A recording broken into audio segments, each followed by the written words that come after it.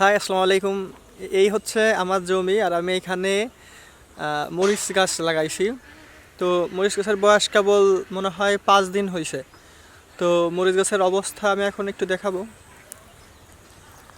এই হলো মরিচ গাছ। তো এরকম সারিবদ্ধভাবে লাগাইছি আমি।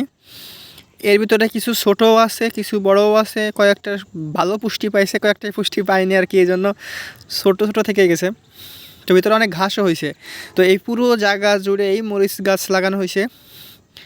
আজকে বিকেলেও কিছু নিয়ে আসতে হবে, ওই সাইড দিয়ে কিছু লাগানো বাদ আছে। তো বিকেলবেলা নিয়ে আসবো কিছু মরিচ গাছ। আর এই যে এই সাইড এখনও কিছু করা হয়নি, তো এই সাইডেও লাগাবো।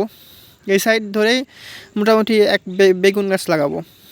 আমি বলতেছিল যে পাতাকপি, ফুলকপি এগুলো লাগাইতে, তো এখন দেখা যাক কি হয়। কিছু মরিচ গাছ, কিছু টমাটম গাছও লাগানো হয়েছে, আর আমার ভাগ্নে এখানে কিছু পেঁয়াজ লাগাইছে আর কি। তো টমাটম গাছও মোটামুটি বেশ ভালোই বড় হয়ে গেছে। আর মরিচ গাছ তো কেবল 5-7 দিন বয়স। তো আরও কিছু মরিচ গাছ এই সাইডে লাগানো বাকি আছে। তো ওই সাইডেও কিছু মরিচ গাছ লাগাই নেবো আর কি। তো বিকেলবেলা আনতে যাবো আজকে। তো দেখাবো আজকে, যখন নিয়ে আসতে যায় তখন দেখাবো।